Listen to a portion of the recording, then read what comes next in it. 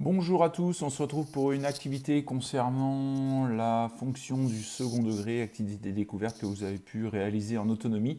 Et je tenais à vous faire cette petite vidéo là pour effectuer la correction. Donc évidemment, j'espère que vous avez travaillé avant pour effectuer la comparaison en autonomie. Voilà, donc définition d'une fonction du second degré f de x égale à x2 plus bx plus c. Donc il y a une fonction dans laquelle il y a des x carrés et des x et des constantes.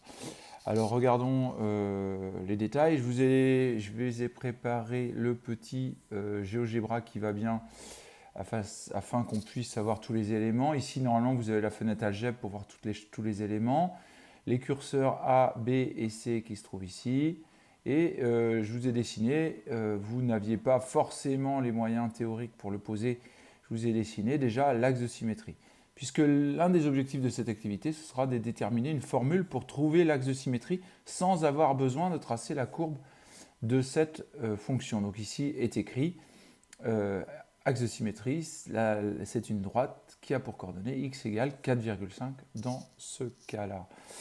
Alors, je vous ai préparé quelques petits exemples ici qui vont bien aller. Petit conseil aussi au niveau du curseur, quand on va voir dans les détails du curseur, vous verrez que j'ai choisi une incrémentation à 1 pour avoir des coefficients entiers ici qui n'ont pas de virgule, qui ne sont pas des décimaux, afin qu'on puisse plus facilement essayer de deviner la formule qui va être à trouver. Alors, c'est parti pour la correction de cette activité-là. Donc, allons-y. Voilà, vous avez, j'espère, pu récupérer, réussi à fabriquer le fichier GeoGebra. Je vous le mettrai en pièce jointe sur le lien de la vidéo. Donnez le nom de la courbe. Cette courbe-là, vous la connaissez bien, hein, la courbe représentative de f. Hop là, décidément. La courbe représentative de f est une parabole. C'est la même courbe que la fonction x carré qu'on a déjà vue depuis le début de l'année. La courbe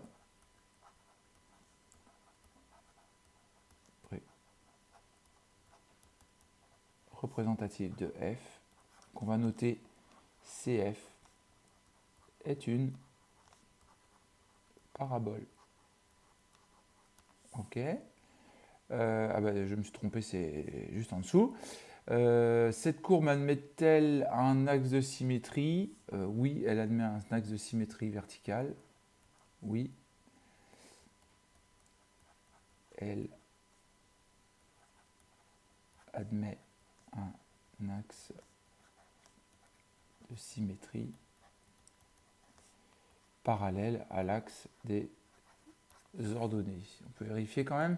Effectivement, vous voyez cette droite-là que j'ai dessinée en bleu, quel que soit le coefficient que je vais choisir, pour A, B et C, vous voyez, j'ai toujours, alors là, quand on varie, on va voir que ça bouge pas mal, mais vous voyez, j'ai toujours bien un axe de symétrie, quel que soit le coefficient utilisé. Donc oui, il y a bien un axe de symétrie. Quant à trouver les coordonnées, l'équation de son axe, c'est quelque chose de pas simple. Que se passe-t-il si A égale 0 ? Question suivante, si je remplis, je pose A égale 0, et bien, vous remarquez, vous l'avez certainement remarqué, que si A égale 0, eh bien l'expression de f, eh bien, ce sera 0x carré plus 4x plus 2 dans cet exemple, c'est-à-dire 4x plus 2. Donc il ne s'agit plus d'une fonction du second degré. On pourra dire que dans ce cas, si A égale 0, f n'est pas une fonction du second degré. C'est alors une fonction affine. En déduire une condition nécessaire et suffisante pour qu'une fonction polynôme soit du second degré. F est une fonction polynôme du second degré si et seulement si équivaut à dire que A n'est pas égal à 0. Voilà, alors on va jouer avec les curseurs. Vous avez joué avec les curseurs. Qu'est-ce qui se passe pour le seul coefficient qui entraîne un déplacement vertical du sommet de la parabole sur son axe de symétrie? Vous l'avez deviné, c'était le coefficient, alors je vais revenir ici, le coefficient C qui permet d'effectuer cette action. Alors revenons, donc c'est bien le coefficient C qui le permet. Qu'est-ce qui permet le signe de ce seul coefficient oriente la parabole vers le haut ou vers le bas? Vous l'aurez remarqué, il y a un seul coefficient qui joue sur parabole tournée vers le haut ou vers le bas, c'est A. Vous voyez, A est négatif, tourné vers le bas. Alors A égale 0, c'est plus le second degré. Dès que A est positif, la parabole est tournée vers le haut. Voilà. On pourra dire aussi qu'elle joue sur l'écartement. Vous voyez, plus A est grand et plus la parabole est resserrée sur elle-même. Et si A est très faible du côté négatif, pareil, elle est resserrée sur elle-même. Voilà. Et si je m'approche de 0, elle va s'écarter. Voilà, dans un sens ou dans un autre. Ok, donc c'est bien le coefficient A qui permet ça. Et puis les seuls coefficients qui permettent de déplacer l'axe de symétrie de la parabole, eh bien, je crois que vous l'aurez remarqué, si je bouge B, ça change l'axe, ou bien si je bouge que A, ça change l'axe aussi. Donc, on peut dire que les seuls coefficients, c'est soit si je bouge que A, ça change l'axe, ou bien que B, ça change l'axe. Par contre, si je change C, ça ne joue pas sur l'axe de symétrie. Alors, prendre un exemple. Je vais reprendre un exemple avec A égale moins 2, B égale 12. J'ai pris des cas particuliers. C égale 3, par exemple. Qu'est-ce qu'on constate? L'axe de symétrie est de... l'équation de l'axe de symétrie, c'est x égale 3. Vous voyez, on est à 3 ici. 1, 2, 3. Voilà. Alors, on peut donner ces éléments-là. On va regarder le tableau de variation dans ce cas-là. L'équation, c'est... je reprends moins 2, 12, 2. Donc, là, c'est pas ça que je veux. C'est ça. Donc, moins 2x carré plus 12x plus 2. Donner le sens de variation de la fonction sur un intervalle choisi. Alors, on remarque que, par exemple, à partir de 3, la fonction est décroissante. Alors, on va l'écrire. Sur 3 plus l'infini, f est décroissante. On peut ainsi avoir le tableau de variation suivant, donc de moins l'infini jusqu'à plus l'infini, et à partir de 3, j'ai une fonction qui va être d'abord, qui va être décroissante, on a dit.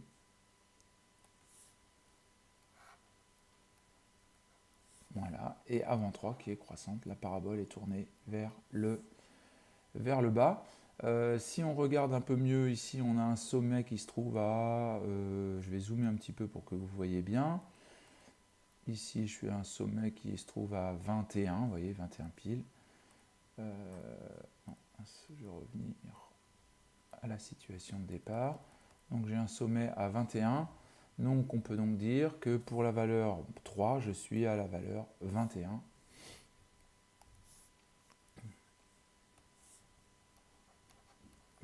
Ici, je suis à moins l'infini. Ici, je suis à moins l'infini, puisque les branches tournent vers le bas en moins l'infini. Mais ça, c'est plutôt au programme de première. Alors, la fonction f admet-elle un maximum donner cette valeur? Et là, vous allez être attentif à la rédaction. La fonction f est maximale en x égale 3 et ce maximum vaut l'image de 3, f de 3 qui vaut 21. En fait, je pourrais remplacer, je vous l'ai dit, 21 graphiquement, mais si je remplaçais x par 3 là-dedans, f pour 3, ça donne quoi? Moins 2 nanan au carré plus 12 nanan plus 2. Donc là, si je remplace par 3, j'obtiens, donc 3 fois 3, 9, moins 2 fois 9, moins 18. Moins 18 plus 12 fois 3, 36, plus 2, 38. On obtient donc 21. Voilà, vous retrouvez ainsi l'image de 3 par la fonction f. Voilà, donc ça, j'espère que vous avez obtenu ça. Placez le curseur avec maintenant A positif. Alors je vous ai choisi une deuxième situation, A égale 3. Voilà, B égale 12, C égale 5. Le C, de toute façon, il n'y aura pas grand chose. Il se trouve que l'axe ici, dans ce cas, on va avoir un axe à combien? On va avoir un axe à moins 2. Donc je suis à moins 2. Et on va essayer de définir ça. Et pour moins 2, l'image de moins 2, ça va nous donner moins 7. Donc voilà. Donc je reprends. J'ai dit 3x2 plus 12x plus 5. 3x2, f de x égale 3x au carré plus 12x plus 5. Voilà, donc on a bien cette fois-ci à faire une parabole tournée vers le haut, donc les branches sont vers le haut. Et elle admet bien un maximum qui est de, j'ai dit, on va retourner voir, on est à moins 2. Le maximum pour moins 2, et ce maximum pour moins 2, il est à moins 7. À l'endroit de moins 2, en abscisse moins 2, le maximum vaut moins 7. C'est important de distinguer les deux situations. C'est comme si je vous disais, le sommet de la montagne, ça vaut tant de mètres. Par contre, ce qui m'intéresse plus davantage, c'est où se trouve ce sommet. Donc, à quel endroit se trouve ce minimum? On a dit pour moins 2. Et la valeur de ce minimum, bon, on va la calculer. Donc, c'est donc f est égal à 3 fois 9 au carré plus 12 plus 5. Et on va remplacer ça par moins 2. On va remplacer x par moins 2 pour obtenir 3 fois moins 2 au carré, ça fait 4. Plus 12 fois moins 2, ça fait moins 24. Plus 5. Ben alors, je suis pas à moins 7 alors? J'ai dit des bêtises. 3 fois 4, 12. Ah si, ça marche. 12 plus 5, moins 24. Donc on arrive à 17 moins 24, c'est-à-dire moins 7. Voilà. L'image de moins 2 par f est moins 7. Donc le minimum est atteint en moins 2 et ce minimum vaut moins 7. F admet un minimum en x égale moins 2 et ce minimum vaut moins 7.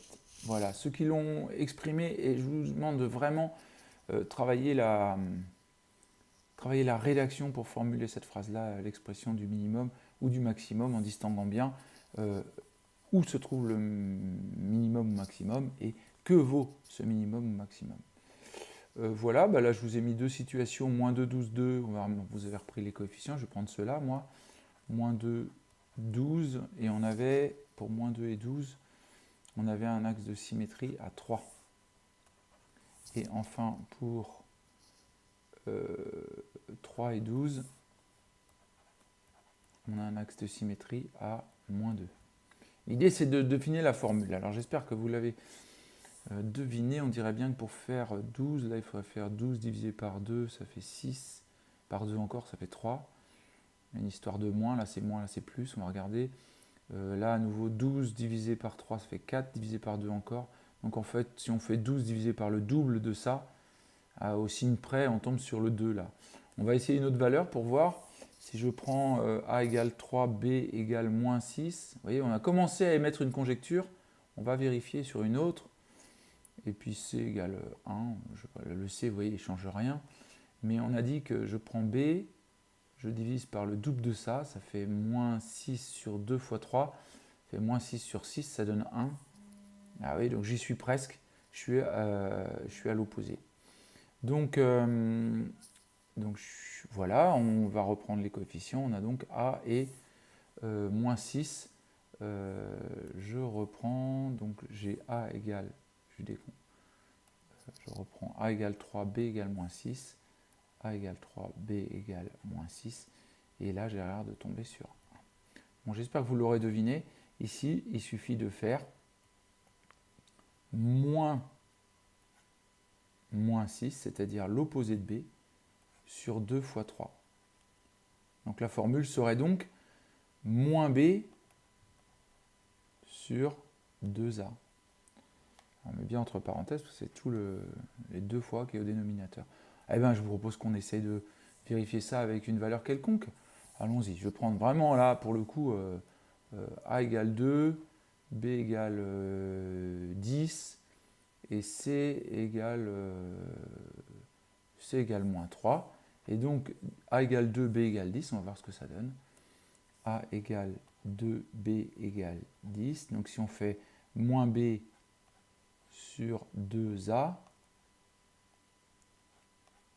donc le moins b, donc le b c'est 10, donc moins 10 sur 2a, donc 2 fois 2, on obtient, donc ça fait moins 10 sur 4, ça fait moins 2,5. Et donc j'obtiens bien moins 2,5, on va regarder si ça colle, ouais, moins 2,5. Yes, on a l'air d'avoir trouvé la piste là. Ce n'est pas une démonstration, on s'en est convaincu, vous pourriez reprendre plusieurs essais pour le vérifier, que remplaçant dans la formule moins b sur 2a les valeurs de a et b, on retrouve l'axe de symétrie. Et du même coup, à quel endroit se trouve le minimum ou le maximum. Voilà, alors pour ceux qui veulent, qui ont voulu travailler l'approfondissement, eh bien là, pour ceux qui ne veulent pas, ben, vous faites la pause. Hein. Et donc, allons-y pour le développement qui est donné ici. Vous verrez l'année prochaine qu'il s'agit de la forme canonique. Donc là, je vous propose de commencer par l'identité remarquable. Moins b carré moins 4ac sur 4a. Alors, allons-y. A plus b au carré, donc ça nous fait x au carré, plus 2 multiplié par x multiplié par b sur 2a, plus b sur 2a au carré.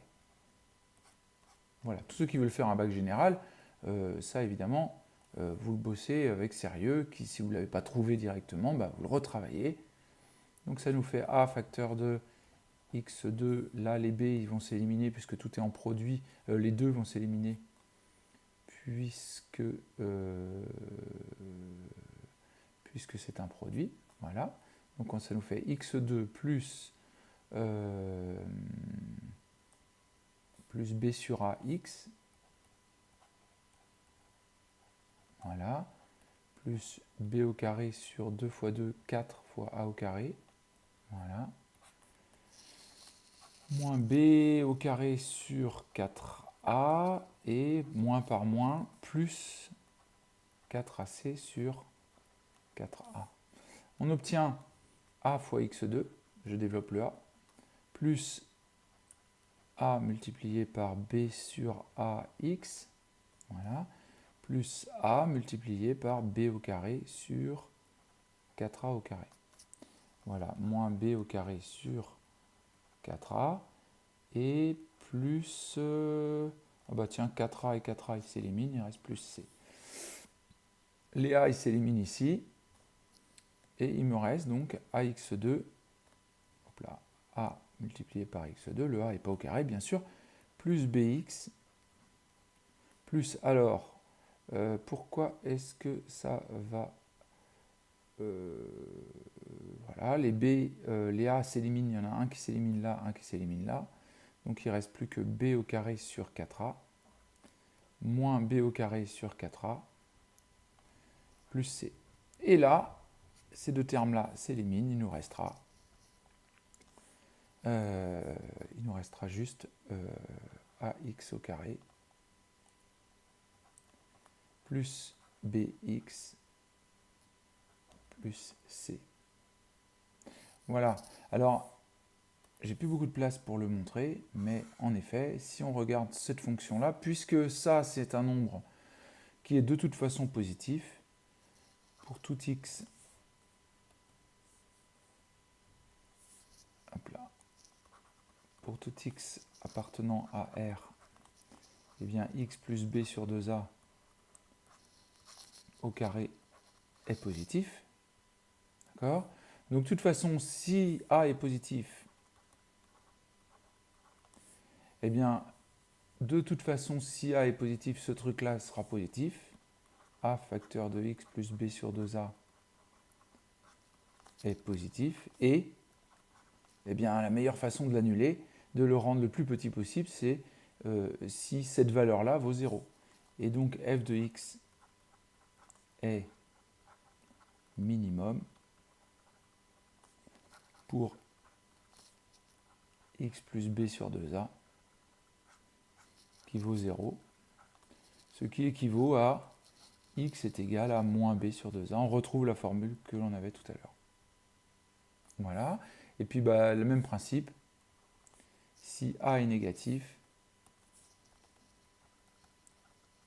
donc du coup la parabole sera tournée vers le bas, et du coup a facteur de x plus b sur 2a au carré sera toujours négatif, puisque x plus b sur 2a au carré est toujours positif. Donc en multipliant par un nombre négatif, ça donne négatif. Et donc du coup, puisque ça c'est toujours négatif, eh bien le meilleur moyen de rendre cette expression la plus grande possible, eh bien c'est rendre ça nul.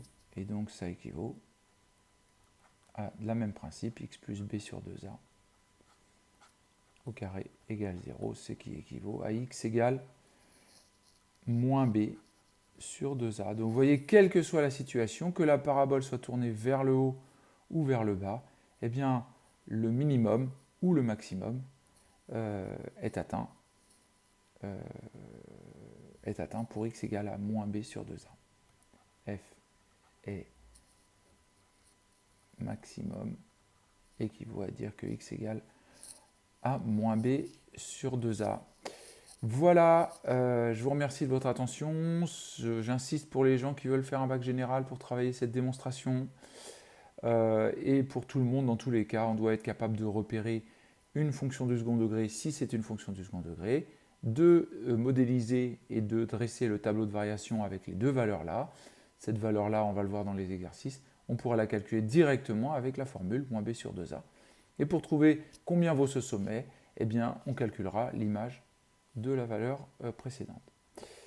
Voilà, je vous remercie pour votre attention. Je vous donne rendez-vous pour la vidéo de cours suivante.